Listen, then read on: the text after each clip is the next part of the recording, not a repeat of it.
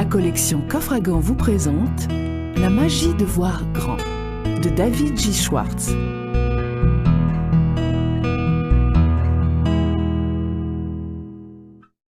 Pourquoi devriez-vous écouter ce CD sur la magie de voir grand? Déjà plus de 25 000 CD seront produits sur le même sujet cette année. Alors pourquoi un de plus? Je ne vous connais pas. Je ne sais pas quel genre de travail vous faites, ni combien d'argent vous gagnez, mais je crois savoir deux choses importantes à votre sujet. Le fait d'abord que vous soyez en train d'écouter cet enregistrement prouve que vous êtes intéressé à progresser, à réaliser vos rêves, à jouir des bonnes choses de la vie et à tirer le maximum de ce que celle-ci a à vous offrir.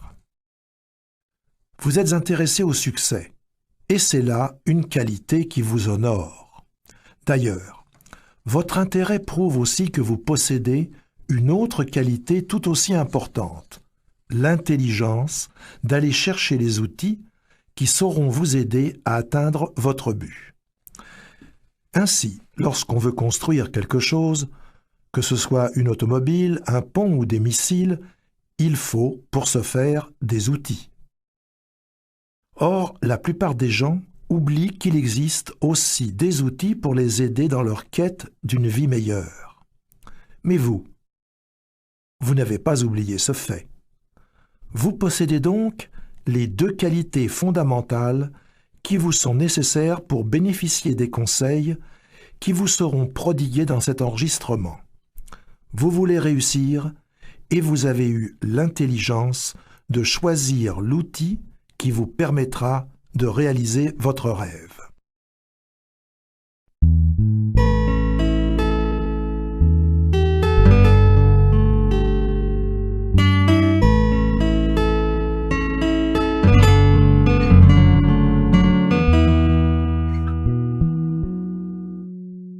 Voyez grand, et vous vivrez dans la prospérité.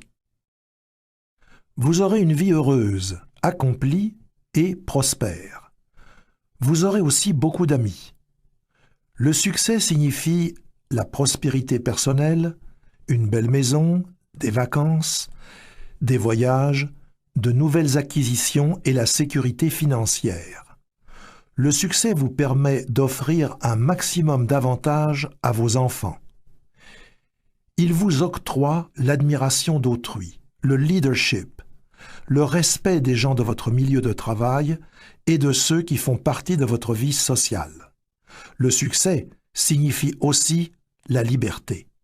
C'est être libéré des soucis, de la peur, des frustrations et de l'échec. Plus important encore, le succès assure à celui qui en est couronné le respect de soi. Il permet d'atteindre à un bonheur authentique et à une plus grande satisfaction dans la vie, du fait que nous pouvons en faire plus pour ceux qui comptent sur nous.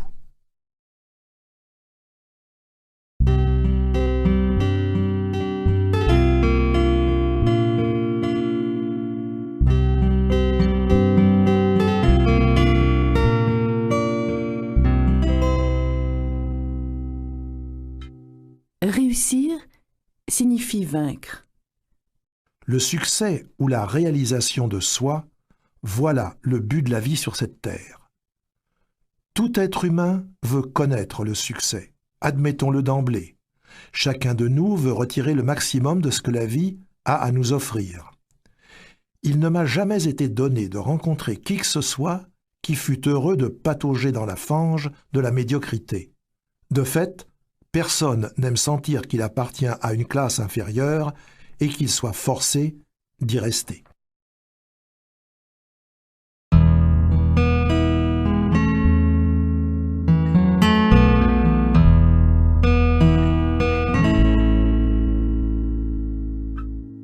La part du gâteau. À ce stade de notre propos, j'aimerais que vous visualisiez un gâteau coupé en 5 parties égales. Ce gâteau représente toutes les bonnes choses de la vie: l'argent, le bonheur, le succès, la réalisation de soi et l'amour.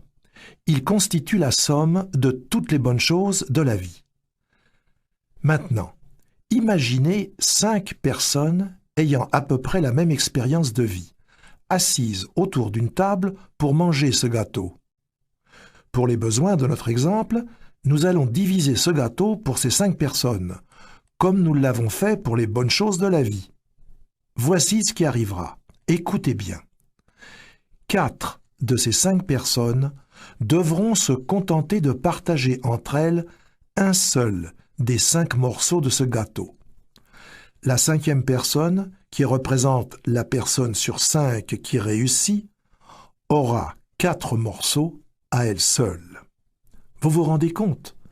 4 morceaux de ce qui constitue toutes les bonnes choses de la vie reviennent à une seule personne, alors qu'un seul morceau doit être divisé en 4 pour les 4 autres personnes. Cela constitue une loi, une des lois les plus étonnantes qui gouvernent notre société. Je l'appelle la loi des 80/20. En effet, 80% de tout ce qui est bon dans ce monde appartient, est accompli ou est apprécié par seulement 20% ou moins des gens. Et l'on peut vérifier la véracité de cette loi dans n'importe quel domaine. Ainsi, 80% de la richesse des États-Unis, par exemple, appartient à seulement 20% ou moins de sa population. 80% des actions et des obligations appartiennent à 20% ou moins des Américains. Et dans de nombreuses entreprises, 80% des ventes sont faites par seulement 20% ou même moins des représentants. Pourquoi? Pourquoi cette loi existe-t-elle? Qu'est-ce qui explique qu'une personne sur 5 puisse jouir d'autant de succès que 4 personnes réunies? J'ai consacré presque toute ma vie à tenter de trouver la réponse à cette question. Or, j'ai trouvé cette réponse et j'aimerais la partager avec vous. Depuis nombre d'années déjà, j'étudie professionnellement les gens et leur façon de penser. Et le premier indice véritable qui m'a mis sur la piste de cette loi des 80/20 m'est apparu lors d'une réunion de représentants à Chicago, à laquelle j'assistais il y a plus de 10 ans de cela. Le vice-président, chargé du marketing pour cette entreprise, un homme extrêmement dynamique, désirait faire comprendre un certain point de vue à son auditoire. À côté de lui, sur le podium, se tenait le meilleur vendeur de la compagnie. C'était un homme d'allure bien ordinaire et qui avait gagné l'année précédente un peu plus de 30 000 $. Or, ce qu'il nous faut savoir, c'est que le revenu moyen des autres vendeurs était de 6 000 $. Le vice-président voulait donc lancer un défi au groupe. Voici ce qu'il leur dit. « J'aimerais que vous regardiez bien Jean-Luc. Regardez-le. Maintenant, essayez de me dire ce que Jean-Luc possède que vous n'avez pas. Il a gagné en moyenne 5 fois plus d'argent que vous. Est-il 5 fois plus intelligent? Pas si on se reporte aux tests que l'on fait passer au personnel. Je sais, j'ai vérifié. Les tests indiquent qu'il est d'intelligence moyenne. Est-ce à dire qu'il a travaillé 5 fois plus que vous alors? D'après les rapports, il me semble qu'il n'ait pas travaillé plus fort, mais plutôt moins fort que la plupart d'entre vous. Eh bien, est-ce qu'il avait un meilleur territoire alors? Et une fois de plus, le vice-président leur dit que non. Les rapports démontraient que les territoires avaient tous le même potentiel. Jean-Luc était-il plus instruit ou alors jouissait-il d'une meilleure santé que ses collègues? Eh bien non. Jean-Luc était un gars comme les autres. La différence, expliqua le vice-président, la différence entre Jean-Luc et vous, c'est qu'il voit 5 fois plus grand que vous. Et le vice-président poursuivit son allocution en tentant de démontrer que le succès n'est pas déterminé par notre quotient intellectuel, mais plutôt par l'ampleur de nos pensées. Voilà qui constituait un concept des plus intrigants et qui me fit beaucoup réfléchir. De fait, plus j'observais les gens, plus je leur parlais, plus je cherchais à connaître ce qui constituait la base même du succès, et plus la réponse me paraissait évidente. Chaque cas que j'observais me prouvait que la grosseur du compte en banque, de même que le degré de bonheur et de satisfaction que connaît une personne, sont directement proportionnels à l'ampleur des pensées développées par cette personne. Il y a de la magie dans le fait de voir grand. Maintenant, vous me poserez peut-être la question, à savoir si le fait de voir grand permet d'accomplir tant de choses. Comment se fait-il que ce ne soit pas tout le monde qui pense de cette façon? Nombre de gens m'ont posé cette même question, et je crois avoir trouvé la réponse. Nous sommes tous, et parfois beaucoup plus que nous ne sommes prêts à l'admettre, le produit des pensées qui circulent dans notre environnement. Or, ces pensées s'avèrent souvent limitées, dépourvues qu'elles sont de quelque envergure que ce soit. Nous subissons constamment les influences de notre milieu qui tentent de nous écraser afin de nous garder sur une voie de garage. C'est ainsi qu'on nous dira qu'il y a trop de chefs et pas assez d'Indiens, qu'il n'y a donc plus de place pour d'autres chefs et que l'on devrait dès lors se contenter d'être un Indien. Mais c'est là une fausse croyance qui ne reflète en rien la réalité. En effet, si vous posez la question à divers leaders de votre communauté, et ce, à quelque échelon que ce soit, ils vous répondront la même chose qu'à moi. Le problème, c'est qu'il y a trop d'Indiens et pas suffisamment de chefs. Et la mauvaise influence de notre environnement ne s'arrête pas là. On essaye à tort de nous faire croire que ce qui doit advenir adviendra, que le contrôle de notre destinée nous échappe, que le sort en est jeté. On nous enjoint donc d'oublier nos rêves, d'oublier la meilleure école pour nos enfants, de renoncer aux bonnes choses de la vie. Résignez-vous, nous dit-on. Renoncez et laissez-vous emporter par le vent. Qui d'entre nous n'a pas entendu cet argument fallacieux qui veut que le succès ne vaut pas le prix qu'il nous faut payer pour l'atteindre? Comme si la réussite exigeait que vous vendiez votre âme, votre vie familiale, votre conscience et vos valeurs afin d'atteindre le sommet. En vérité, le succès n'a pas de prix. Chaque pas que nous faisons en avant nous rapportant automatiquement des dividendes. Notre milieu tente aussi de nous laisser croire qu'il y a trop de compétition pour les places de choix dans la vie. Mais est-ce bien vrai? Un de mes amis qui est conseiller d'orientation professionnelle me dit qu'il reçoit 200 fois plus de postulants pour un emploi qui paye 5 000 $ par année que pour un emploi qui en paye 25 000. C'est dire qu'il y a au moins 50 fois plus de concurrence pour un emploi de second ordre qu'il n'y en a pour un emploi de première classe. Or, il faut nous engager dans l'avenue de première classe. Voilà le chemin qu'il nous faut suivre, car d'innombrables postes n'attendent que d'être remplis par des gens comme vous, qui n'ont pas peur de voir grand. Voyez si vous pouvez envisager la question sous un autre angle, en imaginant que votre esprit est une usine de fabrication de pensée. C'est une usine très active, qui produit d'innombrables pensées en une seule journée. 2 hommes supervisent la production de vos pensées. L'un que nous nommerons Monsieur Triomphe et l'autre que nous appellerons Monsieur Défaite. Monsieur Triomphe s'occupe de la fabrication de pensées positives et se spécialise donc dans la production des raisons qui vous permettent de croire que vous êtes capable, qualifié et que vous réussirez. Monsieur Défaite, pour sa part, produit des pensées négatives. Il est passé maître dans l'art de vous énumérer toutes les raisons pour lesquelles vous échouerez. Or, ce qu'il vous faut savoir, c'est que Monsieur Triomphe et Monsieur Défaite sont tous deux très obéissants. Ils se mettent au garde à vous immédiatement, dès lors que vous leur en donnez l'ordre.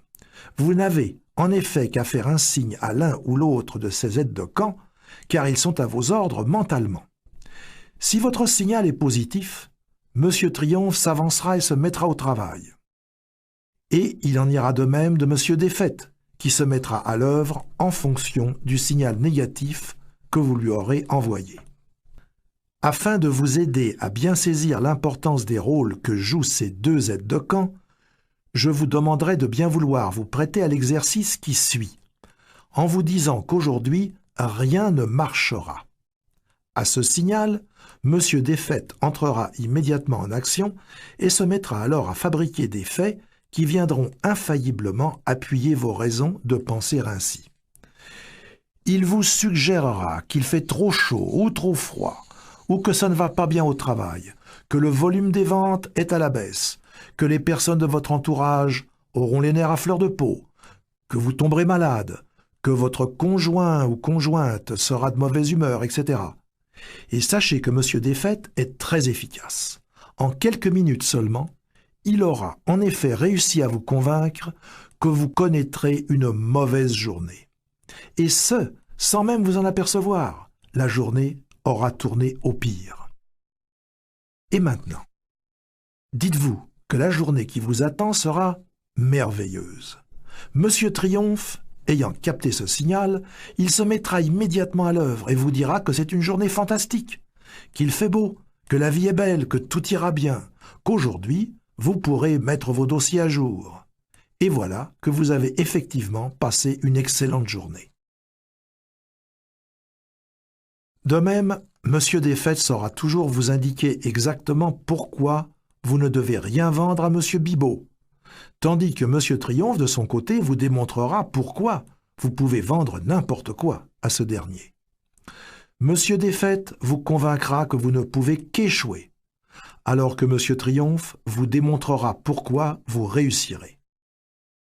Monsieur Défaite vous préparera une liste de brillants arguments afin de vous démontrer tout ce que vous devriez désapprouver chez Robert.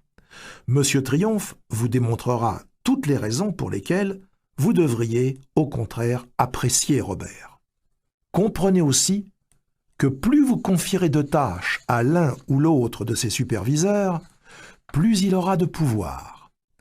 Si vous faites travailler Monsieur Défaite plus souvent, son influence sera directement proportionnelle à la place que vous lui permettrez d'occuper dans votre esprit.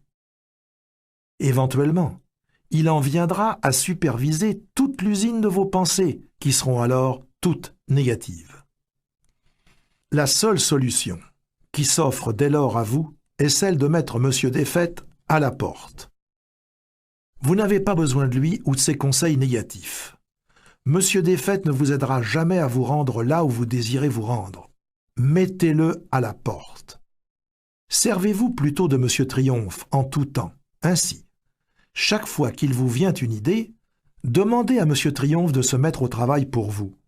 Il saura très bien vous démontrer pourquoi votre idée a toutes les chances de réussir. Ceci dit, si vous vous donnez la peine d'examiner attentivement la nature humaine, vous verrez que les gens qui ne réussissent pas dans la vie souffrent d'une maladie qui déforme leurs pensées.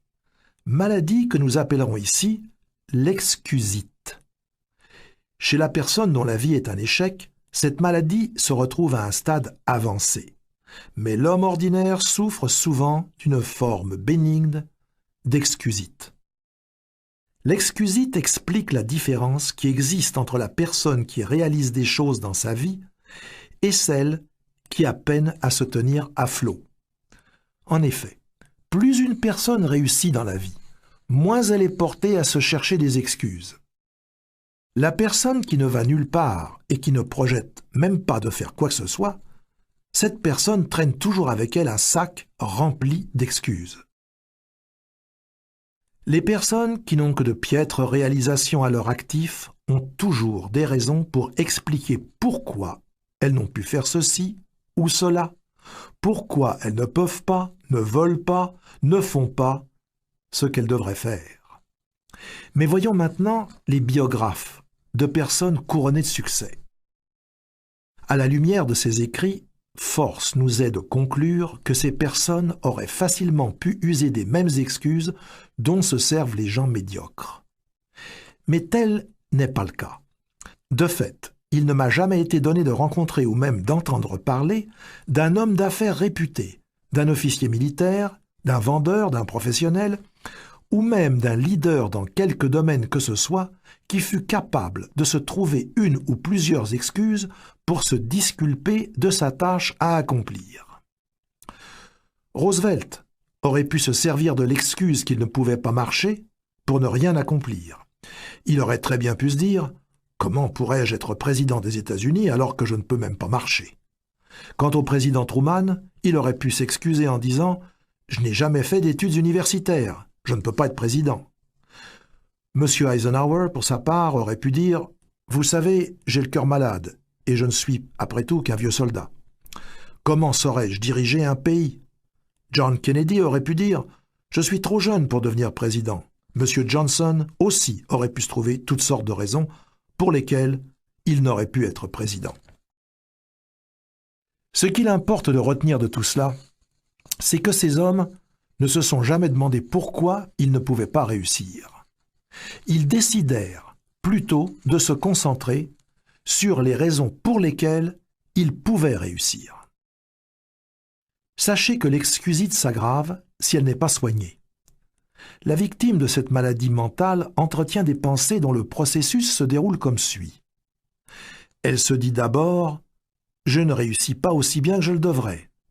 Quelle excuse pourrais-je bien invoquer afin de sauver la face? Voyons voir. Peut-être pourrais-je jeter le blâme sur le fait que ma santé laisse à désirer, ou que je ne suis pas assez instruit, que je suis trop vieux, trop jeune, trop malchanceux, ou encore que j'ai des problèmes personnels, ou des problèmes avec mon conjoint, ma conjointe. Ou peut-être est-ce à cause de la façon dont j'ai été éduqué. Et dès lors que la victime de cette maladie de l'échec se trouve une bonne excuse, elle n'en démord plus et se sert alors de cette excuse pour expliquer à qui veut bien l'entendre, et ce, tant à elle-même qu'à autrui, son absence de progrès. Or, chaque fois que notre victime invoque cette excuse, cette dernière s'enlise de plus en plus profondément dans son subconscient, en raison même de ce que les pensées, qu'elles soient positives ou négatives, se renforcent lorsqu'elles sont alimentées par une répétition constante. C'est une loi. Bien sûr, au début, cette personne sait très bien que son alibi n'est ni plus ni moins qu'un mensonge, mais plus elle le répète, plus elle se convainc que c'est la vérité et que son alibi constitue la véritable raison de son absence de succès. La première étape de votre programme personnel d'édification du succès consiste donc à vous faire vacciner contre l'excusite, cette maladie de l'échec. L'excusite revêt plusieurs formes, mais le type le plus fréquent est probablement celui de la personne qui invoque son manque d'intelligence. L'excusite d'intelligence qui fait croire à ceux qui en sont affligés qu'ils n'ont pas de cervelle est très commune. En fait, elle est à ce point fréquente qu'environ 95% des gens qui nous entourent en sont affligés, à un degré ou un autre. Et contrairement à la plupart des autres types d'excusites, cette forme particulière de la maladie fait souffrir ses victimes en silence. En effet, rares sont ceux qui oseront admettre publiquement qu'ils ne croient pas avoir l'intelligence requise pour réussir. Ils ont tout simplement le profond sentiment d'être tout à fait inintelligents. Maintenant, écoutez bien ce qui suit. La plupart d'entre nous commettons deux erreurs fondamentales en ce qui a trait à l'intelligence. D'une part, nous sous-estimons grandement les capacités de notre cerveau et surestimons d'autre part beaucoup trop les capacités du cerveau d'autrui. Or, ce qu'il vous faut savoir, c'est que ce n'est pas tant votre degré d'intelligence qui compte que l'utilisation que vous faites de celle-ci. En d'autres termes, votre façon de penser est beaucoup plus importante que la capacité de votre cerveau. Je tiens à répéter cette affirmation car elle est d'une importance capitale.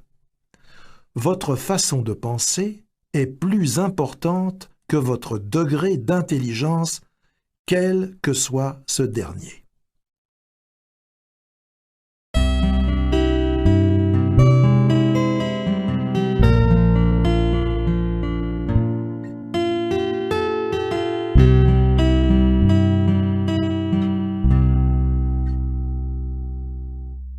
Le physicien Edward Teller. On interrogeait un jour le docteur Edward Teller, l'un des plus grands physiciens connus, sur la nécessité d'une formation scientifique chez les enfants. À cela, le docteur Teller répondit « Un enfant n'a pas besoin de penser à la vitesse de l'éclair pour devenir un scientifique, ni d'avoir une mémoire phénoménale. Il n'est pas même nécessaire qu'il obtienne des notes exceptionnelles à l'école. Ce qui compte, c'est que l'enfant ait un intérêt marqué pour la science. En d'autres termes, c'est l'intérêt, ou l'enthousiasme si vous préférez, que démontre une personne pour un domaine donné qui fait qu'elle réussira en sciences comme ailleurs. Lorsqu'une personne a une attitude positive, optimiste et coopérante, même si son quotient intellectuel n'est que de 100, elle peut se faire plus d'argent et se mériter plus de respect et de succès que la personne dont le quotient intellectuel est de 120, mais qui se montre négative, pessimiste et peu coopérante.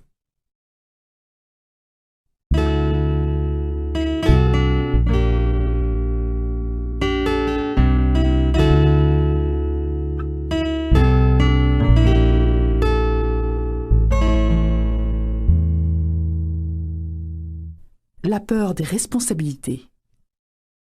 Pendant de nombreuses années, j'ai été très proche d'un homme qu'on qualifiait de génie. Et cet homme était en effet doué d'une facilité incomparable pour ce qui était de la pensée abstraite.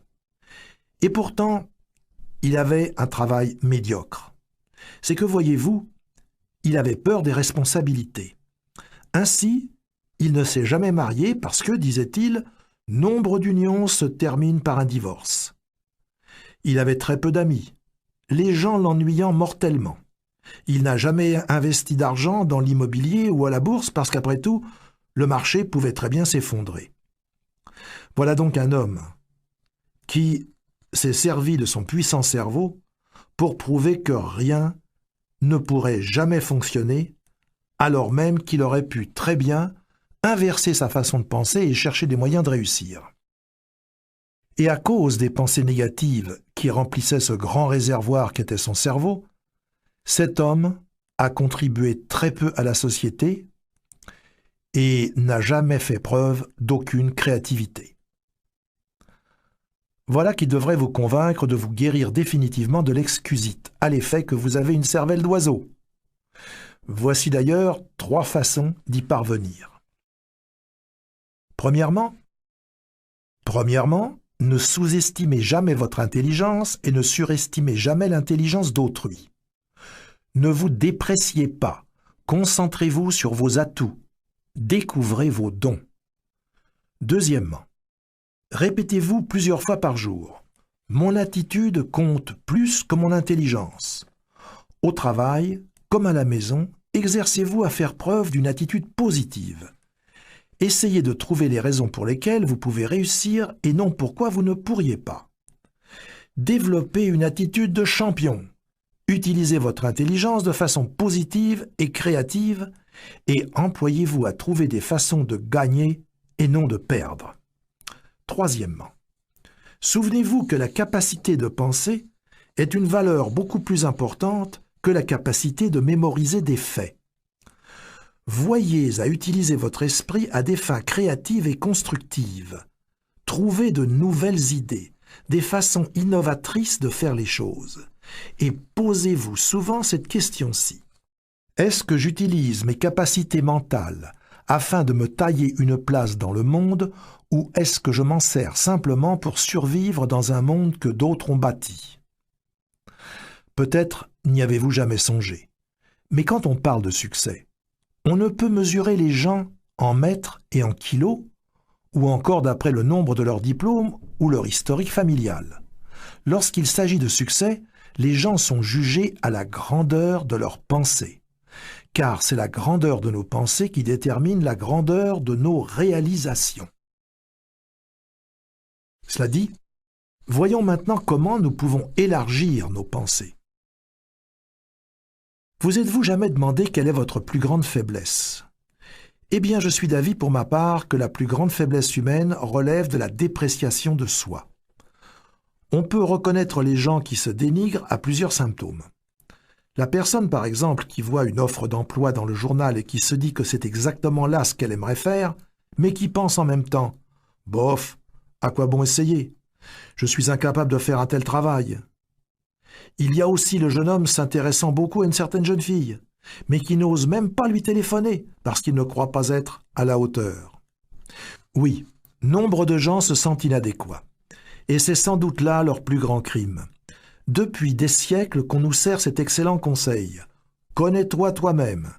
Et pourtant il semble que la plupart des gens interprètent ce conseil comme s'il signifiait « Ne connais que les aspects négatifs de ta personne ». Souvent, lorsqu'on s'évalue, on ne fait que dresser une liste tout à fait imaginaire de ses défauts et de ses faiblesses. Quelle perte de temps! C'est bien de reconnaître ainsi nos faiblesses, surtout lorsque celles-ci nous permettent de voir que nous pouvons nous améliorer. Mais si nous ne reconnaissons que nos mauvais côtés, nous faisons fausse route, car nous sous-estimons notre valeur. Mais voici un exercice qui saura vous aider à mesurer votre véritable valeur. Je l'ai utilisé lors de programmes de formation de cadres exécutifs et de représentants à travers tout le pays. Je sais qu'il donne des résultats.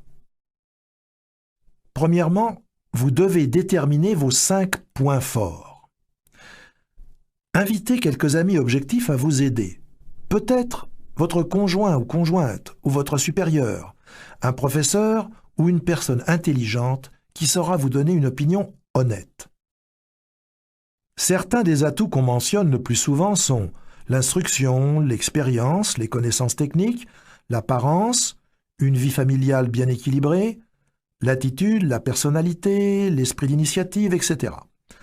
Deuxièmement, inscrivez sous chacune de ces qualités les noms de 3 personnes que vous connaissez qui ont réussi dans la vie, mais qui ne possèdent pas cette qualité particulière à un degré aussi prononcé que le vôtre.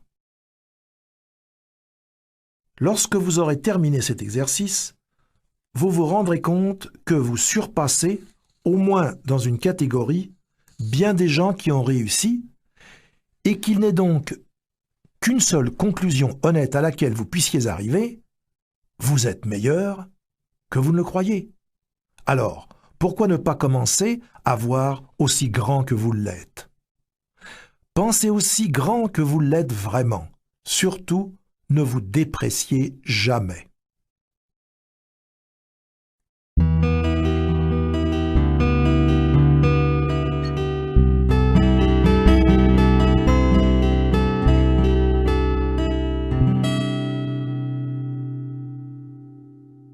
Comment faire pour toujours voir grand?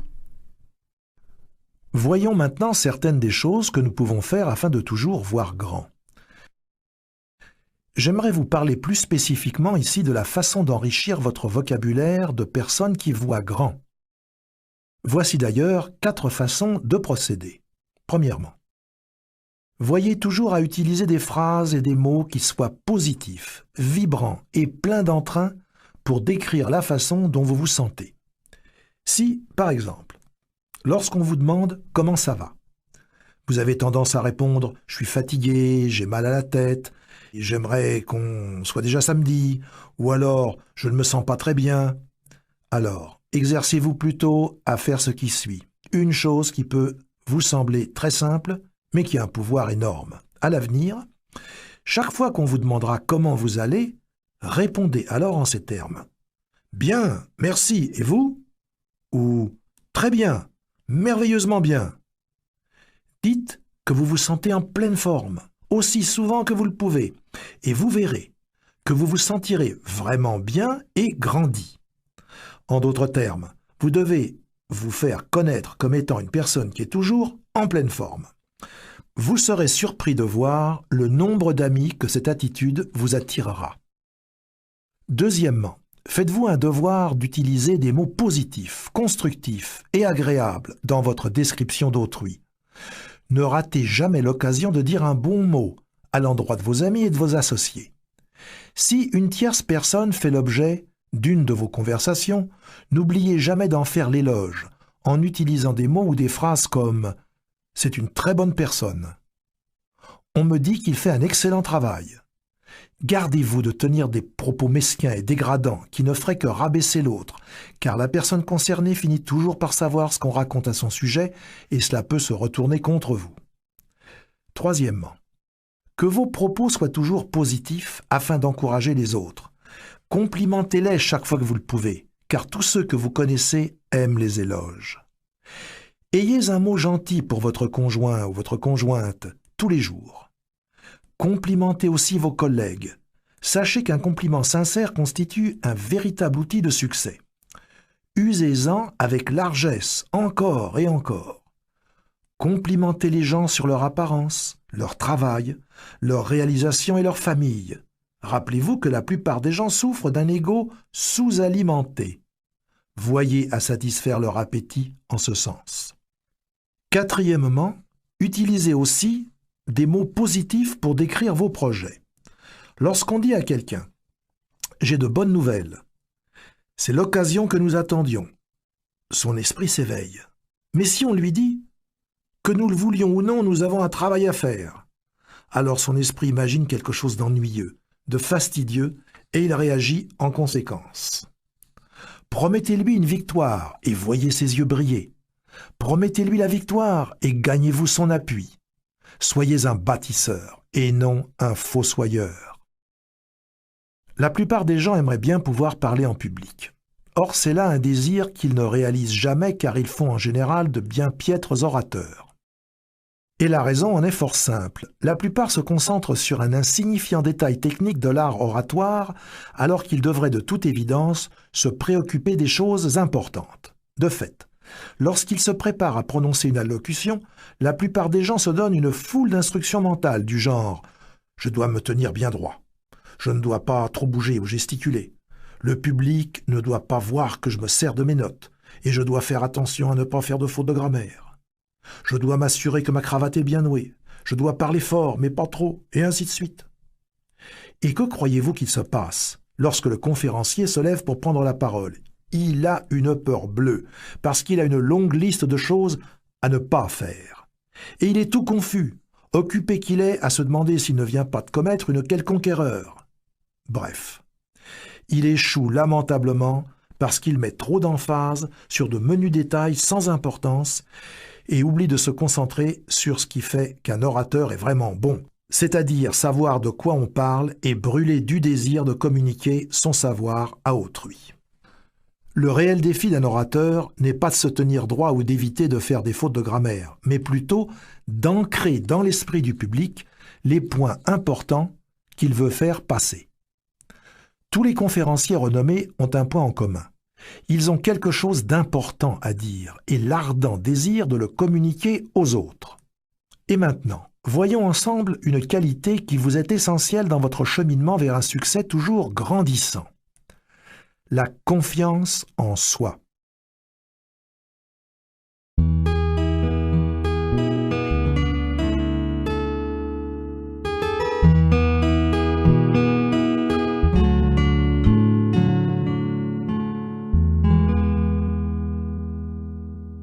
Règles pour penser et agir avec plus de confiance.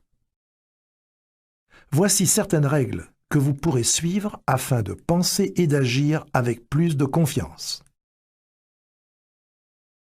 Les psychologues nous disent qu'il nous faut toujours agir en fonction de la façon dont nous voulons nous sentir. La première règle à suivre, donc, est celle-ci. Asseyez-vous toujours dans les premiers rangs. Avez-vous jamais remarqué, lors de réunions à l'église, à l'école ou ailleurs, à quelle vitesse les places du fond se remplissent ? En effet, la plupart des gens se précipitent à l'arrière dès leur arrivée, dans l'espoir de passer inaperçus. Et s'ils ont peur de se faire remarquer, c'est qu'ils n'ont pas assez confiance en eux. Or, s'asseoir à l'avant donne justement confiance.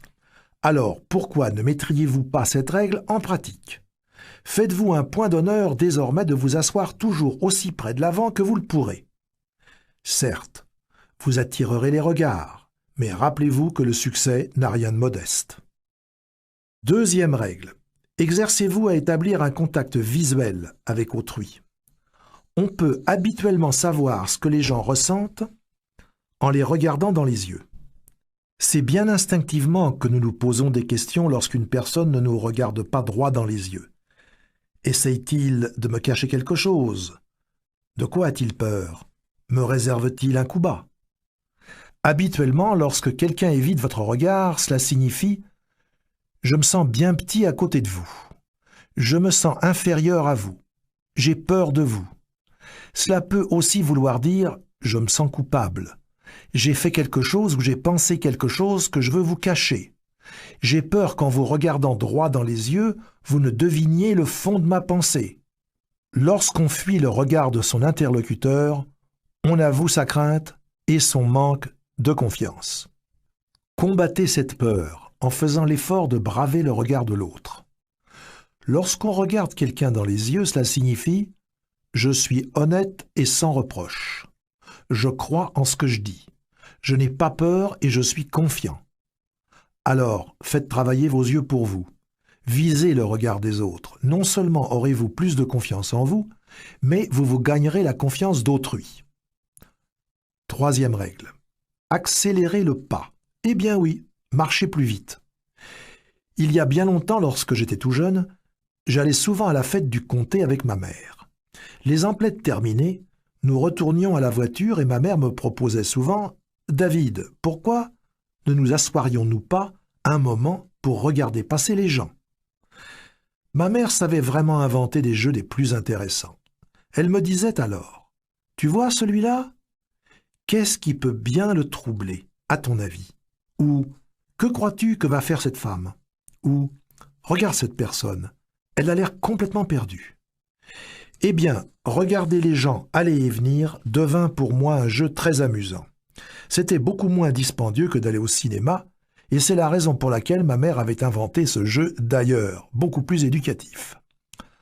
Encore aujourd'hui, je me prends souvent à regarder passer les gens, que ce soit dans les corridors, les salles, sur les trottoirs, je regarde encore et toujours déambuler les gens. De fait, j'ai étudié le comportement humain à partir de la façon dont se déplacent les gens. Les psychologues associent une mauvaise posture et une démarche engourdie aux attitudes malsaines qu'une personne a vis-à-vis d'elle-même, de son travail et de son entourage. Mais les psychologues nous disent aussi que nous pouvons changer nos attitudes en changeant notre posture et la vitesse de nos mouvements. Observez, et vous découvrirez que toute action physique résulte d'une action mentale. La personne résignée et déprimée se déplace toujours de façon léthargique. Voilà une personne qui n'a aucune confiance en elle-même. La personne ordinaire, pour sa part, a une démarche des plus ordinaires qui nous révèle en fait qu'elle est très peu fière d'elle-même. Enfin, il y a ceux qui, manifestement, ont une extraordinaire confiance en eux-mêmes. Leur démarche est plus rapide que celle de la moyenne des gens, et leur foulée précise et élastique nous porte à penser que ces personnes se rendent en un lieu important pour brasser d'importantes affaires et qu'elles reviendront tout au plus dans un quart d'heure après un succès retentissant. Pourquoi ne pas essayer vous-même cette technique et accélérer le pas? Rejetez les épaules en arrière, levez le menton et allez de l'avant d'un pas un peu plus rapide. Sentez-vous confiant. Voici maintenant la quatrième règle. Et elle est très importante. Exercez-vous à exprimer votre opinion. Ayant eu le loisir de travailler avec plusieurs groupes, grands et petits, il m'a été donné d'observer bien des gens très perspicaces et doués d'une grande intelligence, qui, tout à coup, figeaient sur place, incapables de participer à la discussion en cours. Non pas parce qu'ils ne le voulaient pas, c'est tout simplement qu'ils manquaient de confiance. Du fait, celui qui ne parle jamais lors de réunions croit que son opinion n'est pas assez importante et qu'il aura l'air d'un imbécile s'il ouvre la bouche. Il se dit qu'il fait bien de se taire, car les autres en savent probablement beaucoup plus long que lui, de toute façon, et qu'il vaut beaucoup mieux qu'on ne se rende pas compte de son ignorance. Or, chaque fois que cette personne se convainc de garder le silence, elle se sent encore plus incompétente, plus inférieure. Oh, elle se promet bien de prendre la parole la prochaine fois, mais elle sait bien qu'elle ne tiendra pas sa promesse. En ce qui vous concerne, rappelez-vous ceci. Chaque fois que vous décidez de ne rien dire, vous empoisonnez votre confiance à petite dose. Vous perdez de plus en plus confiance en vous-même. Par contre, plus vous prenez souvent la parole, plus vous ajoutez à votre confiance. 5e règle. Souriez. Nous avons tous lu ou entendu l'idée à l'effet qu'un sourire est excellent pour le moral. De fait, le sourire constitue le remède par excellence contre le manque de confiance. Et pourtant, nombreux sont ceux qui n'y croient pas, en raison même de ce qu'ils n'aient jamais tenté de sourire alors qu'ils avaient peur. En ce qui vous concerne, je vous demanderai de bien vouloir faire le petit test qui suit. La prochaine fois que vous vous verrez envahi d'un sentiment de peur, essayez de sourire en même temps.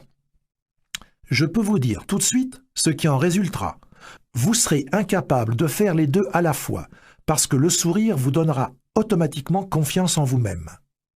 Un grand sourire combat la peur, éloigne les soucis et vainc l'accablement.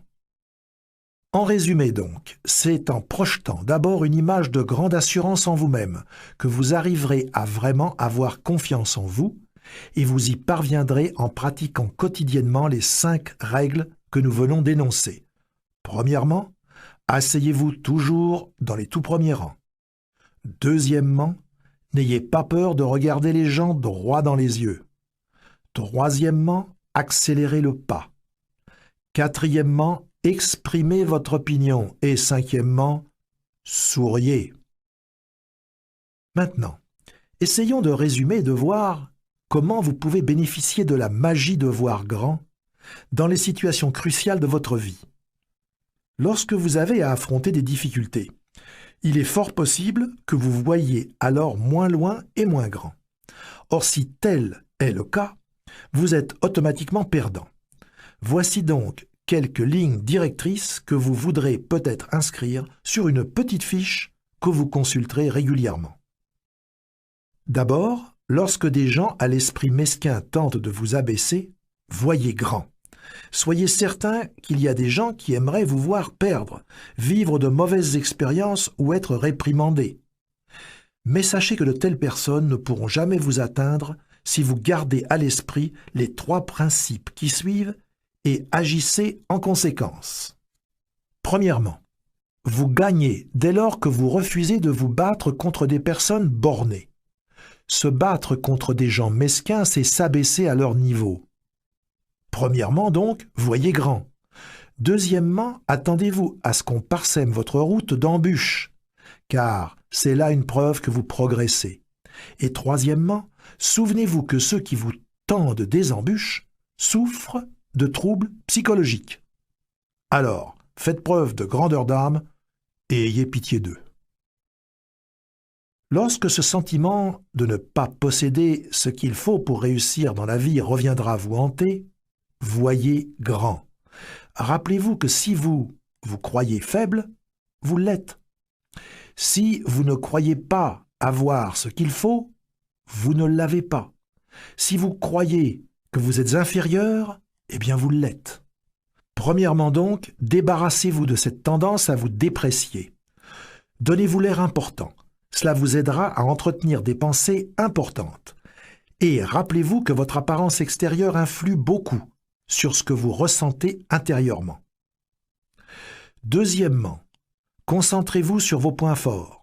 Voyez si vous ne pourriez pas créer une espèce de réclame publicitaire à votre sujet, qui vous permettrait en quelque sorte de vous vendre à vous-même et vous convaincrait de votre propre valeur. Et rechargez vos batteries mentales en reconnaissant vos bons côtés et en ignorant complètement vos côtés négatifs. Troisièmement, voyez les autres tels qu'ils sont. L'autre aussi n'est qu'un être humain, alors pourquoi en avoir peur? Voyez assez grand pour vous apprécier à votre juste valeur. Et lorsqu'une discussion ou une dispute semble inévitable, une fois de plus, voyez grand. Essayez de ne pas succomber à la tentation de vous disputer. Voici comment.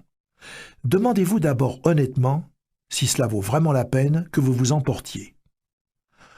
Ensuite, rappelez-vous que vous ne retirerez jamais rien de bon d'une dispute. Bien au contraire, vous y perdrez toujours quelque chose. Voyez assez grand pour vous rendre compte que des disputes, des engueulades, des querelles ne vous aideront jamais à vous rendre là où vous désirez vous rendre dans la vie. Lorsque vous vous sentez vaincu, voyez grand. Il est impossible d'atteindre un grand succès sans jamais connaître de difficultés, de revers. Mais il vous est cependant possible de vivre le reste de votre vie sans jamais vous sentir vaincu. En effet, les gens qui voient grand considèrent les revers de la vie comme autant d'expériences enrichissantes. Tirez une leçon de chaque revers que vous essuierez. Apprenez bien cette leçon et servez-vous-en pour aller de l'avant. Il y a toujours un aspect positif à retenir de quelque situation que ce soit. Il vous faut aussi apprendre à conjuguer persistance et expérience. Lorsque les choses semblent vouloir prendre une mauvaise tournure, prenez du recul et recommencez à neuf en utilisant cette fois une autre méthode, une approche différente. Voyez assez grand pour comprendre que la défaite n'est qu'un état d'esprit et rien de plus. Même lorsque vos amours vont de travers, voyez grand. Le négativisme et la mesquinerie tuent l'amour. Avec des remarques comme « Mon conjoint, ma conjointe est injuste envers moi » ou encore « Il, elle ne se conduit pas correctement avec moi et je vais lui rendre la pareille ». Vous détruisez l'affection qu'on pourrait vous donner. Et s'il vous arrivait jamais de vous aliéner l'affection de votre conjoint ou de votre conjointe, deux solutions s'offrent à vous. Premièrement, concentrez-vous sur les plus grandes qualités de la personne dont vous voulez vous faire aimer et remettez ces petits travers à leur juste place. Deuxièmement, faites quelque chose de spécial pour votre partenaire et faites-le souvent. Voyez assez grand pour trouver le vrai secret des joies de la vie à deux. Lorsque vous sentez que vous progressez moins rapidement au travail, voyez grand. Quoi que vous fassiez, quel que soit votre travail, sachez qu'un statut plus élevé et un chèque de paye plus appréciable ne proviennent toujours que d'une seule chose, l'accroissement de la qualité et de la quantité de ce que vous pouvez donner. Aussi, je vous demanderai de vous affirmer constamment. Je peux faire mieux. Sachez qu'il nous est toujours donné d'atteindre l'excellence et qu'il y a donc toujours moyen de faire mieux.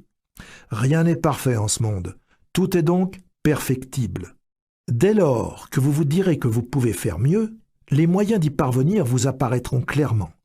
Une telle affirmation mettant toujours notre imagination et notre créativité en branle.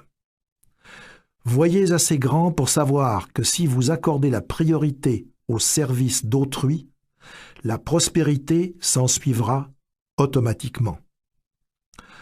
Enfin, rappelez-vous ces paroles inspirantes.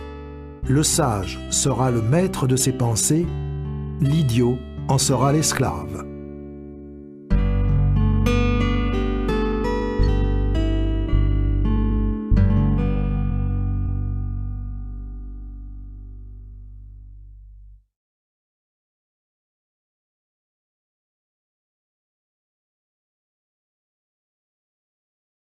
$1000. Or, ce qu'il nous faut savoir, c'est que le revenu moyen des autres vendeurs était de $6000. Le vice-président voulait donc lancer un défi au groupe. Voici ce qu'il leur dit. « J'aimerais que vous regardiez bien Jean-Luc. Regardez-le. Maintenant, essayez de me dire ce que Jean-Luc possède que vous n'avez pas. Il a gagné en moyenne 5 fois plus d'argent que vous. Est-il 5 fois plus intelligent? Pas si on se reporte au test que l'on fait passer au personnel. Je sais, j'ai vérifié. Les tests indiquent qu'il est d'intelligence moyenne. Est-ce à dire qu'il a travaillé 5 fois plus que vous alors? D'après les rapports, il me semble qu'il n'ait pas travaillé plus fort, mais plutôt moins fort que la plupart d'entre vous. Eh bien, est-ce qu'il avait un meilleur territoire alors? Et une fois de plus, le vice-président leur dit que non. Les rapports démontraient que les territoires avaient tous le même potentiel. Jean-Luc était-il plus instruit ou alors jouissait-il d'une meilleure santé que ses collègues? Eh bien non. Jean-Luc était un gars comme les autres. La différence, expliqua le vice-président, la différence entre Jean-Luc et vous, c'est qu'il voit 5 fois plus grand que vous. Et le vice-président poursuivit son allocution en tentant de démontrer que le succès n'est pas déterminé par notre quotient intellectuel, mais plutôt par l'ampleur de nos pensées. Voilà qui constituait un concept des plus intrigants et qui me fit beaucoup réfléchir. De fait, plus j'observais les gens, plus je leur parlais, plus je cherchais à connaître ce qui constituait la base même du succès, et plus la réponse me paraissait évidente. Chaque cas que j'observais me prouvait que la grosseur du compte en banque, de même que le degré de bonheur et de satisfaction que connaît une personne, sont directement proportionnels à l'ampleur des pensées développées par cette personne. Il y a de la magie dans le fait de voir grand. Maintenant, vous me poserez peut-être la question, à savoir si le fait de voir grand permet d'accomplir tant de choses. Comment se fait-il que ce ne soit pas tout le monde qui pense de cette façon? Nombre de gens m'ont posé cette même question, et je crois avoir trouvé la réponse. Nous sommes tous, et parfois beaucoup plus que nous ne sommes prêts à l'admettre, le produit des pensées qui circulent dans notre environnement. Or, ces pensées s'avèrent souvent limitées, dépourvues qu'elles sont de quelque envergure que ce soit.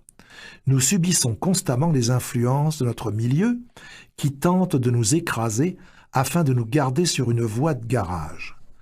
C'est ainsi qu'on nous dira qu'il y a trop de chefs et pas assez d'Indiens, qu'il n'y a donc plus de place pour d'autres chefs et que l'on devrait dès lors se contenter d'être un Indien. Mais c'est là une fausse croyance qui ne reflète en rien la réalité.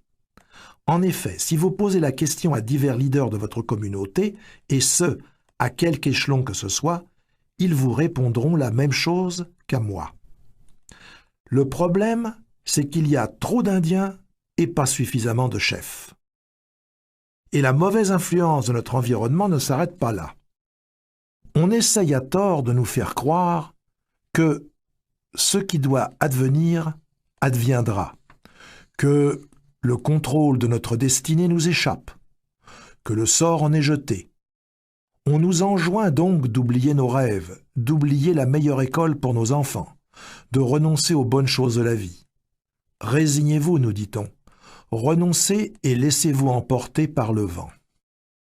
Qui d'entre nous n'a pas entendu cet argument fallacieux qui veut que le succès ne vaut pas le prix qu'il nous faut payer pour l'atteindre? Comme si la réussite exigeait que vous vendiez votre âme, votre vie familiale, votre conscience et vos valeurs afin d'atteindre le sommet. En vérité, le succès n'a pas de prix. Chaque pas que nous faisons en avant nous rapportant automatiquement des dividendes. Notre milieu tente aussi de nous laisser croire qu'il y a trop de compétition pour les places de choix dans la vie. Mais est-ce bien vrai? Un de mes amis qui est conseiller d'orientation professionnelle me dit qu'il reçoit 200 fois plus de postulants pour un emploi qui paye 5 000 $ par année que pour un emploi qui en paye 25 000. C'est dire qu'il y a au moins 50 fois plus de concurrence pour un emploi de second ordre qu'il n'y en a pour un emploi de première classe. Or, il faut nous engager dans l'avenue de première classe. Voilà le chemin qu'il nous faut suivre, car d'innombrables postes n'attendent que d'être remplis par des gens comme vous, qui n'ont pas peur de voir grand. Voyez si vous pouvez envisager la question sous un autre angle, en imaginant que votre esprit est une usine de fabrication de pensées. C'est une usine très active, qui produit d'innombrables pensées en une seule journée. 2 hommes supervisent la production de vos pensées. l'un que nous nommerons Monsieur Triomphe et l'autre que nous appellerons Monsieur Défaite. Monsieur Triomphe s'occupe de la fabrication de pensées positives et se spécialise donc dans la production des raisons qui vous permettent de croire que vous êtes capable, qualifié et que vous réussirez. Monsieur Défaite, pour sa part, produit des pensées négatives. Il est passé maître dans l'art de vous énumérer toutes les raisons pour lesquelles vous échouerez. Or, ce qu'il vous faut savoir, c'est que Monsieur Triomphe et Monsieur Défaite sont tous deux très obéissants. Ils se mettent au garde à vous immédiatement, dès lors que vous leur en donnez l'ordre. Vous n'avez en effet qu'à faire un signe à l'un ou l'autre de ces aides de camp, car ils sont à vos ordres mentalement. Si votre signal est positif, Monsieur Triomphe s'avancera et se mettra au travail. Et il en ira de même de Monsieur Défaite, qui se mettra à l'œuvre en fonction du signal négatif que vous lui aurez envoyé. Afin de vous aider à bien saisir l'importance des rôles que jouent ces deux aides de camp, je vous demanderai de bien vouloir vous prêter à l'exercice qui suit, en vous disant qu'aujourd'hui, rien ne marchera. À ce signal, Monsieur Défaite entrera immédiatement en action et se mettra alors à fabriquer des faits qui viendront infailliblement appuyer vos raisons de penser ainsi. Il vous suggérera qu'il fait trop chaud ou trop froid, ou que ça ne va pas bien au travail, que le volume des ventes est à la baisse, que les personnes de votre entourage auront les nerfs à fleur de peau, que vous tomberez malade, que votre conjoint ou conjointe sera de mauvaise humeur, etc. Et sachez que Monsieur Défaite est très efficace. En quelques minutes seulement, il aura en effet réussi à vous convaincre que vous connaîtrez une mauvaise journée. Et ce, sans même vous en apercevoir, la journée aura tourné au pire. Et maintenant, dites-vous que la journée qui vous attend sera merveilleuse. Monsieur Triomphe, ayant capté ce signal, il se mettra immédiatement à l'œuvre et vous dira que c'est une journée fantastique, qu'il fait beau, que votre façon de penser est plus importante que votre degré d'intelligence, quel que soit ce dernier.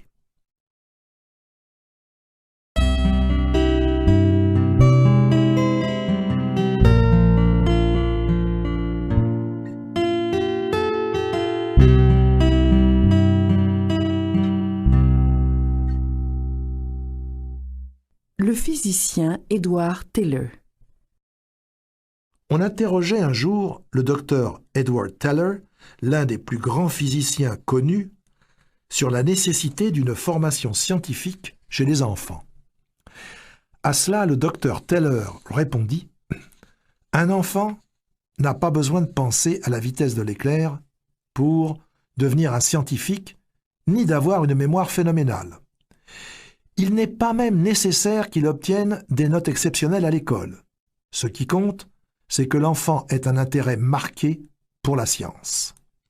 En d'autres termes, c'est l'intérêt, ou l'enthousiasme si vous préférez, que démontre une personne pour un domaine donné qui fait qu'elle réussira en science comme ailleurs. Lorsqu'une personne a une attitude positive, optimiste et coopérante, même si son quotient intellectuel n'est que de 100, elle peut se faire plus d'argent et se mériter plus de respect et de succès que la personne dont le quotient intellectuel est de 120, mais qui se montre négative, pessimiste et peu coopérante.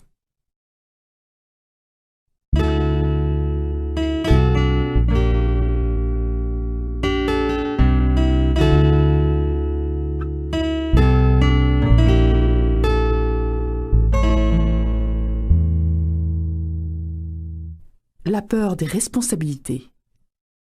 Pendant de nombreuses années, j'ai été très proche d'un homme qu'on qualifiait de génie. Et cet homme était en effet doué d'une facilité incomparable pour ce qui était de la pensée abstraite. Et pourtant, il avait un travail médiocre. C'est que, voyez-vous, il avait peur des responsabilités. Ainsi, il ne s'est jamais marié parce que, disait-il, nombre d'unions se terminent par un divorce. Il avait très peu d'amis, les gens l'ennuyant mortellement. Il n'a jamais investi d'argent dans l'immobilier ou à la bourse parce qu'après tout, le marché pouvait très bien s'effondrer. Voilà donc un homme qui s'est servi de son puissant cerveau pour prouver que rien ne pourrait jamais fonctionner, alors même qu'il aurait pu très bien inverser sa façon de penser et chercher des moyens de réussir. Et à cause des pensées négatives qui remplissaient ce grand réservoir qu'était son cerveau, cet homme a contribué très peu à la société et n'a jamais fait preuve d'aucune créativité. Voilà qui devrait vous convaincre de vous guérir définitivement de l'excusite, à l'effet que vous avez une cervelle d'oiseau. Voici d'ailleurs 3 façons d'y parvenir. Premièrement, ne sous-estimez jamais votre intelligence et ne surestimez jamais l'intelligence d'autrui. Ne vous dépréciez pas, concentrez-vous sur vos atouts, découvrez vos dons. Deuxièmement, répétez-vous plusieurs fois par jour. Mon attitude compte plus que mon intelligence. Au travail, comme à la maison, exercez-vous à faire preuve d'une attitude positive. Essayez de trouver les raisons pour lesquelles vous pouvez réussir et non pourquoi vous ne pourriez pas. Développez une attitude de champion. Utilisez votre intelligence de façon positive et créative et employez-vous à trouver des façons de gagner et non de perdre. Troisièmement, souvenez-vous que la capacité de penser est une valeur beaucoup plus importante que la capacité de mémoriser des faits. Voyez à utiliser votre esprit à des fins créatives et constructives. Trouvez de nouvelles idées, des façons innovatrices de faire les choses. Et posez-vous souvent cette question-ci. Est-ce que j'utilise mes capacités mentales afin de me tailler une place dans le monde ou est-ce que je m'en sers simplement pour survivre dans un monde que d'autres ont bâti? Peut-être n'y avez-vous jamais songé. Mais quand on parle de succès, on ne peut mesurer les gens en mètres et en kilos, ou encore d'après le nombre de leurs diplômes ou leur historique familial. Lorsqu'il s'agit de succès, les gens sont jugés à la grandeur de leurs pensées, car c'est la grandeur de nos pensées qui détermine la grandeur de nos réalisations. Cela dit, voyons maintenant comment nous pouvons élargir nos pensées. Vous êtes-vous jamais demandé quelle est votre plus grande faiblesse? Eh bien, je suis d'avis pour ma part que la plus grande faiblesse humaine relève de la dépréciation de soi. On peut reconnaître les gens qui se dénigrent à plusieurs symptômes. La personne, par exemple, qui voit une offre d'emploi dans le journal et qui se dit que c'est exactement là ce qu'elle aimerait faire, mais qui pense en même temps « Bof, à quoi bon essayer? Je suis incapable de faire un tel travail. » Il y a aussi le jeune homme s'intéressant beaucoup à une certaine jeune fille, mais qui n'ose même pas lui téléphoner parce qu'il ne croit pas être à la hauteur. Oui, nombre de gens se sentent inadéquats. Et c'est sans doute là leur plus grand crime. Depuis des siècles qu'on nous sert cet excellent conseil. Connais-toi toi-même. Et pourtant il semble que la plupart des gens interprètent ce conseil comme s'il signifiait « ne connais que les aspects négatifs de ta personne ». Souvent, lorsqu'on s'évalue, on ne fait que dresser une liste tout à fait imaginaire de ses défauts et de ses faiblesses. Quelle perte de temps! C'est bien de reconnaître ainsi nos faiblesses, surtout lorsque celles-ci nous permettent de voir que nous pouvons nous améliorer. Mais si nous ne reconnaissons que nos mauvais côtés, nous faisons fausse route, car nous sous-estimons notre valeur. Mais voici un exercice qui saura vous aider à mesurer votre véritable valeur. Je l'ai utilisé lors de programmes de formation de cadres exécutifs et de représentants à travers tout le pays. Je sais qu'il donne des résultats. Premièrement, vous devez déterminer vos 5 points forts. Invitez quelques amis objectifs à vous aider. Peut-être votre conjoint ou conjointe ou votre supérieur, un professeur ou une personne intelligente qui saura vous donner une opinion honnête. Certains des atouts qu'on mentionne le plus souvent sont l'instruction, l'expérience, les connaissances techniques, l'apparence, une vie familiale bien équilibrée, l'attitude, la personnalité, l'esprit d'initiative, etc. Deuxièmement, Inscrivez sous chacune de ces qualités les noms de 3 personnes que vous connaissez qui ont réussi dans la vie, mais qui ne possèdent pas cette qualité particulière à un degré aussi prononcé que le vôtre. Lorsque vous aurez terminé cet exercice, vous vous rendrez compte que vous surpassez, au moins dans une catégorie, bien des gens qui ont réussi, et qu'il n'est donc qu'une seule conclusion honnête à laquelle vous puissiez arriver: vous êtes meilleur que vous ne le croyez. Alors, pourquoi ne pas commencer à voir aussi grand que vous l'êtes? Pensez aussi grand que vous l'êtes vraiment. Surtout, ne vous dites que la vie est belle, que tout ira bien, qu'aujourd'hui, vous pourrez mettre vos dossiers à jour. Et voilà que vous avez effectivement passé une excellente journée. De même, M. Desfaites saura toujours vous indiquer exactement pourquoi vous ne devez rien vendre à M. Bibaud, tandis que M. Triomphe, de son côté, vous démontrera pourquoi vous pouvez vendre n'importe quoi à ce dernier. M. Desfaites vous convaincra que vous ne pouvez qu'échouer, alors que M. Triomphe vous démontrera pourquoi vous réussirez. M. Desfaites vous préparera une liste de brillants arguments afin de vous démontrer tout ce que vous devriez désapprouver chez Robert. M. Triomphe vous démontrera toutes les raisons pour lesquelles vous devriez, au contraire, apprécier Robert. Comprenez aussi que plus vous confierez de tâches à l'un ou l'autre de ses superviseurs, plus il aura de pouvoir. Si vous faites travailler M. Desfaites plus souvent, son influence sera directement proportionnelle à la place que vous lui permettrez d'occuper dans votre esprit.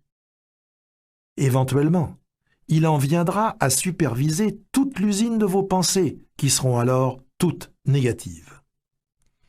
La seule solution qui s'offre dès lors à vous est celle de mettre M. Desfaites à la porte. Vous n'avez pas besoin de lui ou de ses conseils négatifs. M. Desfaites ne vous aidera jamais à vous rendre là où vous désirez vous rendre. Mettez-le à la porte. Servez-vous plutôt de M. Triomphe en tout temps. Ainsi, chaque fois qu'il vous vient une idée, demandez à M. Triomphe de se mettre au travail pour vous. Il saura très bien vous démontrer pourquoi votre idée a toutes les chances de réussir. Ceci dit, si vous vous donnez la peine d'examiner attentivement la nature humaine, vous verrez que les gens qui ne réussissent pas dans la vie souffrent d'une maladie qui déforme leurs pensées. Maladie que nous appellerons ici l'excusite. Chez la personne dont la vie est un échec, cette maladie se retrouve à un stade avancé.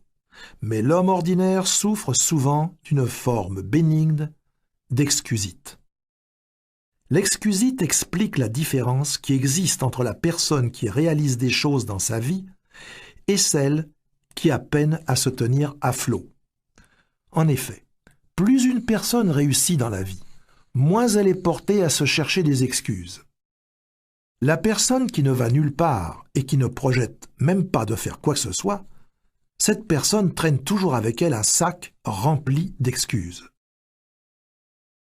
Les personnes qui n'ont que de piètres réalisations à leur actif ont toujours des raisons pour expliquer pourquoi elles n'ont pu faire ceci ou cela, pourquoi elles ne peuvent pas, ne veulent pas, ne font pas ce qu'elles devraient faire. Mais voyons maintenant les biographes de personnes couronnées de succès. À la lumière de ces écrits, force nous est de conclure que ces personnes auraient facilement pu user des mêmes excuses dont se servent les gens médiocres. Mais tel n'est pas le cas.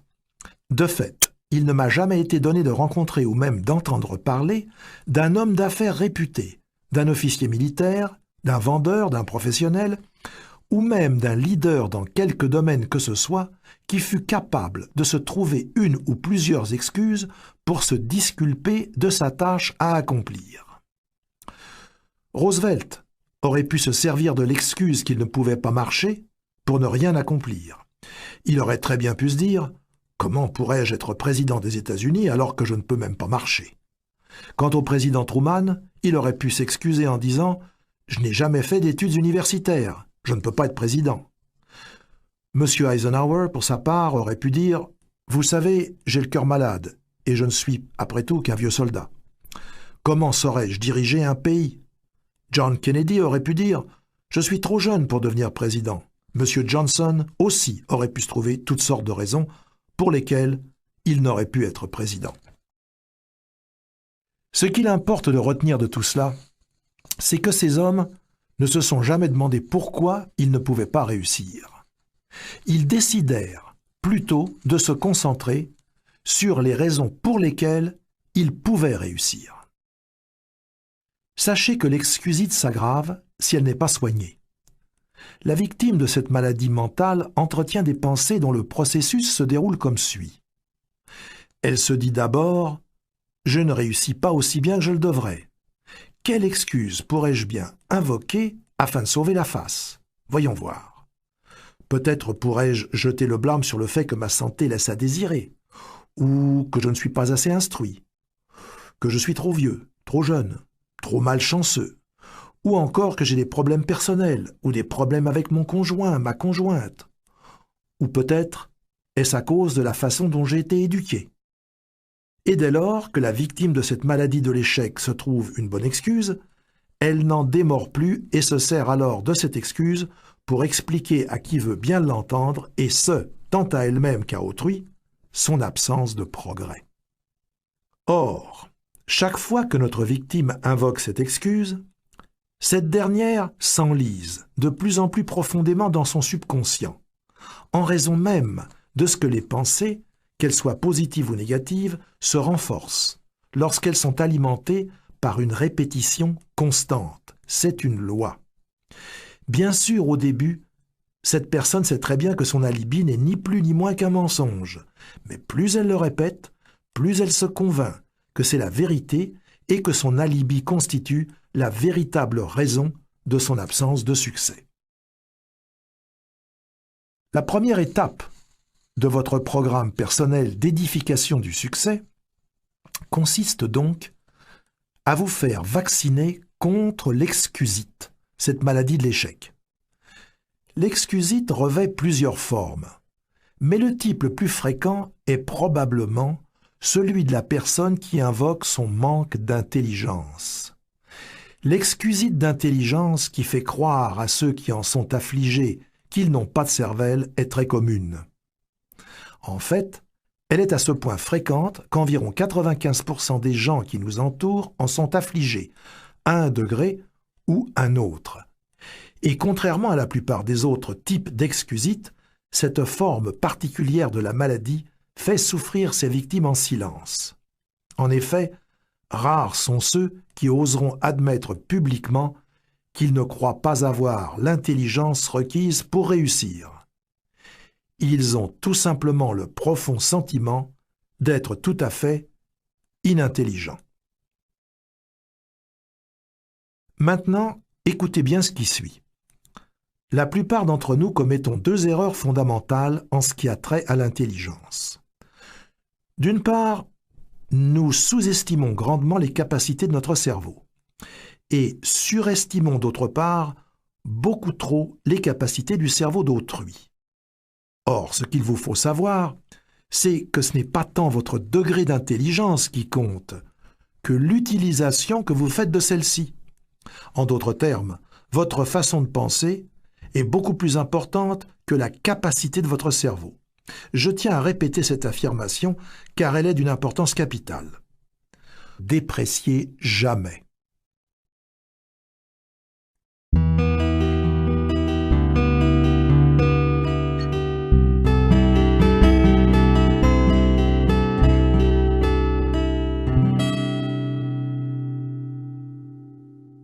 Comment faire pour toujours voir grand? Voyons maintenant certaines des choses que nous pouvons faire afin de toujours voir grand. J'aimerais vous parler plus spécifiquement ici de la façon d'enrichir votre vocabulaire de personnes qui voient grand. Voici d'ailleurs 4 façons de procéder. Premièrement, voyez toujours à utiliser des phrases et des mots qui soient positifs, vibrants et pleins d'entrain pour décrire la façon dont vous vous sentez. Si, par exemple, lorsqu'on vous demande « comment ça va ?», Vous avez tendance à répondre « je suis fatigué, j'ai mal à la tête, j'aimerais qu'on soit déjà samedi » ou alors « je ne me sens pas très bien ». Alors, exercez-vous plutôt à faire ce qui suit. Une chose qui peut vous sembler très simple, mais qui a un pouvoir énorme. À l'avenir, chaque fois qu'on vous demandera comment vous allez, répondez alors en ces termes. « Bien, merci, et vous ?» ou « Très bien, merveilleusement bien ».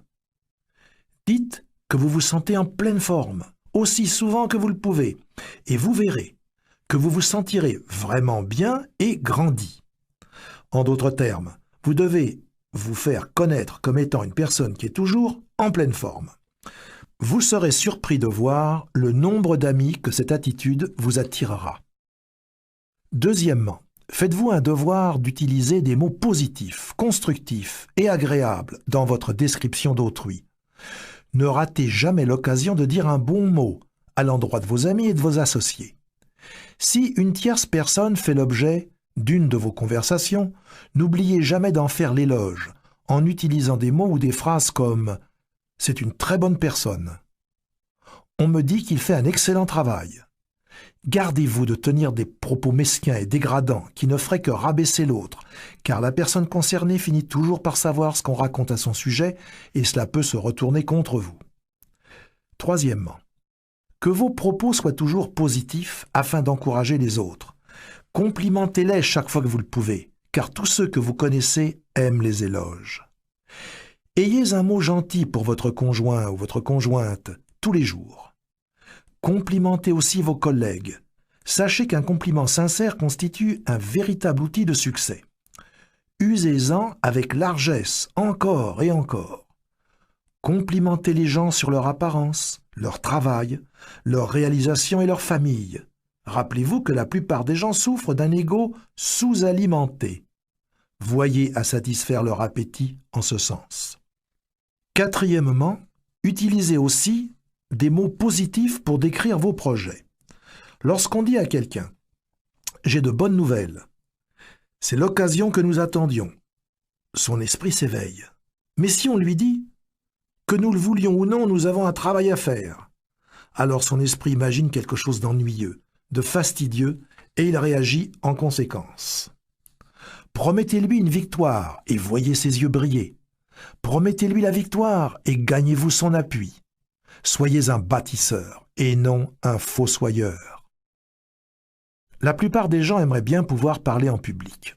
Or, c'est là un désir qu'ils ne réalisent jamais car ils font en général de bien piètres orateurs.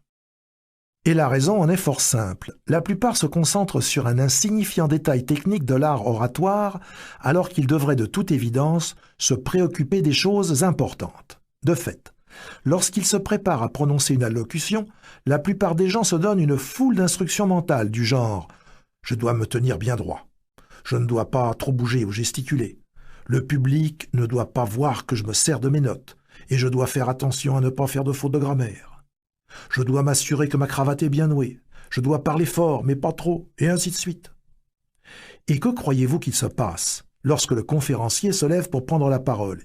Il a une peur bleue, parce qu'il a une longue liste de choses à ne pas faire.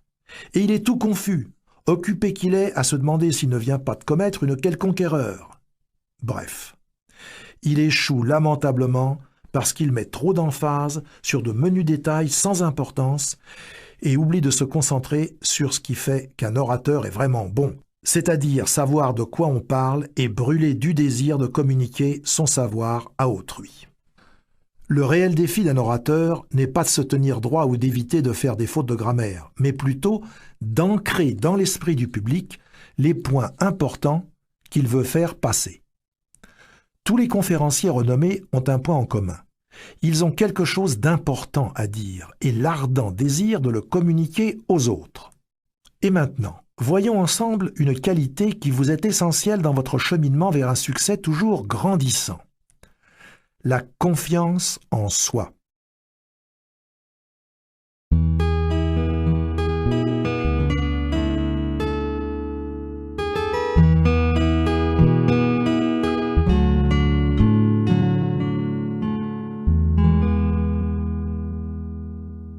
Règle pour penser et agir avec plus de confiance. Voici certaines règles que vous pourrez suivre afin de penser et d'agir avec plus de confiance. Les psychologues nous disent qu'il nous faut toujours agir en fonction de la façon dont nous voulons nous sentir. La première règle à suivre, donc, est celle-ci. Asseyez-vous toujours dans les premiers rangs. Avez-vous jamais remarqué, lors de réunions à l'église, à l'école ou ailleurs, à quelle vitesse les places du fond se remplissent? En effet, la plupart des gens se précipitent à l'arrière dès leur arrivée, dans l'espoir de passer inaperçus. Et s'ils ont peur de se faire remarquer, c'est qu'ils n'ont pas assez confiance en eux. Or, s'asseoir à l'avant donne justement confiance. Alors, pourquoi ne mettriez-vous pas cette règle en pratique? Faites-vous un point d'honneur désormais de vous asseoir toujours aussi près de l'avant que vous le pourrez. Certes, vous attirerez les regards, mais rappelez-vous que le succès n'a rien de modeste. Deuxième règle, exercez-vous à établir un contact visuel avec autrui. On peut habituellement savoir ce que les gens ressentent en les regardant dans les yeux. C'est bien instinctivement que nous nous posons des questions lorsqu'une personne ne nous regarde pas droit dans les yeux. Essaye-t-il de me cacher quelque chose? De quoi a-t-il peur? Me réserve-t-il un coup bas? Habituellement, lorsque quelqu'un évite votre regard, cela signifie « Je me sens bien petit à côté de vous. Je me sens inférieur à vous. J'ai peur de vous. » Cela peut aussi vouloir dire « Je me sens coupable. J'ai fait quelque chose ou j'ai pensé quelque chose que je veux vous cacher. J'ai peur qu'en vous regardant droit dans les yeux, vous ne deviniez le fond de ma pensée. » Lorsqu'on fuit le regard de son interlocuteur, on avoue sa crainte et son manque de confiance. Combattez cette peur en faisant l'effort de braver le regard de l'autre. Lorsqu'on regarde quelqu'un dans les yeux, cela signifie « Je suis honnête et sans reproche. Je crois en ce que je dis. Je n'ai pas peur et je suis confiant. » Alors, faites travailler vos yeux pour vous. Visez le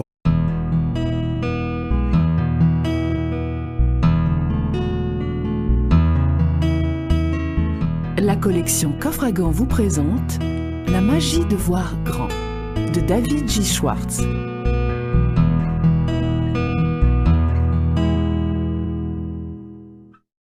Pourquoi devriez-vous écouter ce CD sur la magie de voir grand? Déjà plus de 25 000 CD seront produits sur le même sujet cette année. Alors pourquoi un de plus? Je ne vous connais pas. Je ne sais pas quel genre de travail vous faites, ni combien d'argent vous gagnez, mais je crois savoir deux choses importantes à votre sujet. Le fait d'abord que vous soyez en train d'écouter cet enregistrement prouve que vous êtes intéressé à progresser, à réaliser vos rêves, à jouir des bonnes choses de la vie et à tirer le maximum de ce que celle-ci a à vous offrir. Vous êtes intéressé au succès, et c'est là une qualité qui vous honore. D'ailleurs, votre intérêt prouve aussi que vous possédez une autre qualité tout aussi importante, l'intelligence d'aller chercher les outils qui sauront vous aider à atteindre votre but. Ainsi, lorsqu'on veut construire quelque chose, que ce soit une automobile, un pont ou des missiles, il faut, pour ce faire, des outils. Or, la plupart des gens oublient qu'il existe aussi des outils pour les aider dans leur quête d'une vie meilleure. Mais vous n'avez pas oublié ce fait. Vous possédez donc les deux qualités fondamentales qui vous sont nécessaires pour bénéficier des conseils qui vous seront prodigués dans cet enregistrement. Vous voulez réussir et vous avez eu l'intelligence de choisir l'outil qui vous permettra de réaliser votre rêve.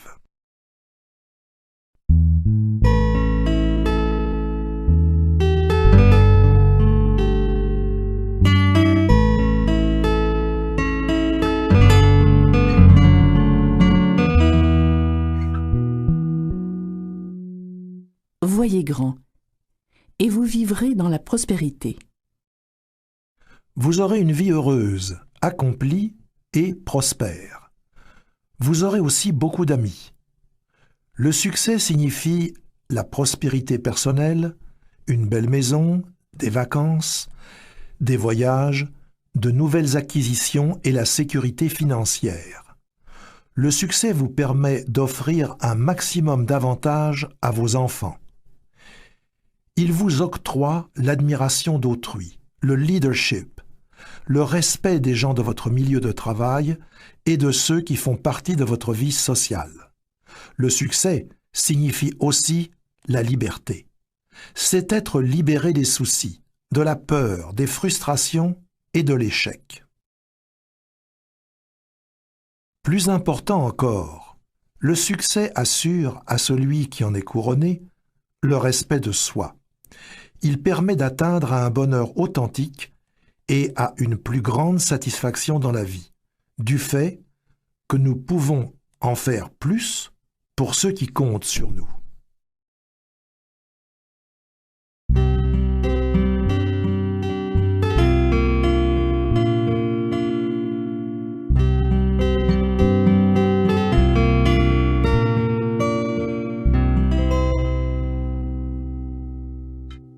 Réussir signifie vaincre.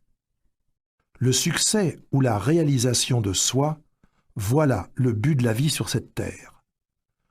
Tout être humain veut connaître le succès, admettons-le d'emblée. Chacun de nous veut retirer le maximum de ce que la vie a à nous offrir. Il ne m'a jamais été donné de rencontrer qui que ce soit qui fût heureux de patauger dans la fange de la médiocrité. De fait, personne n'aime sentir qu'il appartient à une classe inférieure et qu'il soit forcé d'y rester.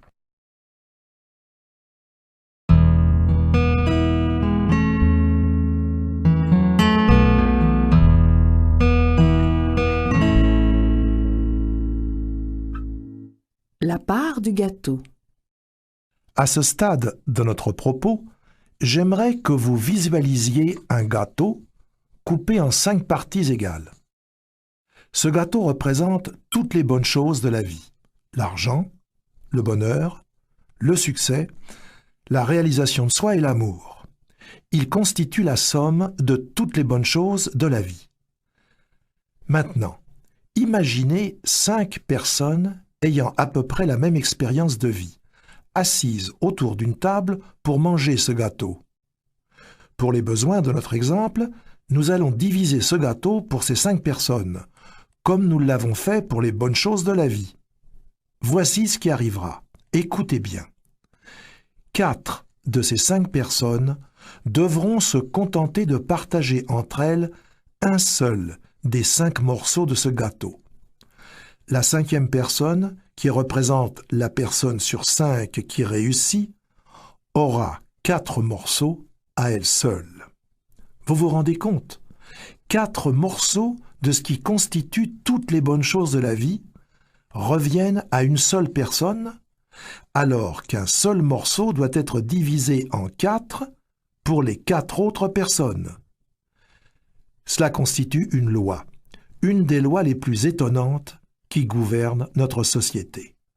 Je l'appelle la loi des 80/20. En effet, 80% de tout ce qui est bon dans ce monde appartient, est accompli ou est apprécié par seulement 20% ou moins des gens. Et l'on peut vérifier la véracité de cette loi dans n'importe quel domaine. Ainsi, 80% de la richesse des États-Unis, par exemple, appartient à seulement 20% ou moins de sa population. 80% des actions et des obligations appartiennent à 20% ou moins des Américains. Et dans de nombreuses entreprises, 80% des ventes sont faites par seulement 20% ou même moins des représentants. Pourquoi? Pourquoi cette loi existe-t-elle? Qu'est-ce qui explique qu'une personne sur 5 puisse jouir d'autant de succès que 4 personnes réunies? J'ai consacré presque toute ma vie à tenter de trouver la réponse à cette question. Or, j'ai trouvé cette réponse et j'aimerais la partager avec vous. Depuis nombre d'années déjà, j'étudie professionnellement les gens et leur façon de penser. Et le premier indice véritable qui m'a mis sur la piste de cette loi des 80/20 m'est apparu lors d'une réunion de représentants à Chicago, à laquelle j'assistais il y a plus de 10 ans de cela. Le vice-président, chargé du marketing pour cette entreprise, un homme extrêmement dynamique, désirait faire comprendre un certain point de vue à son auditoire. À côté de lui, sur le podium, se tenait le meilleur vendeur de la compagnie. C'était un homme d'allure bien ordinaire et qui avait gagné l'année précédente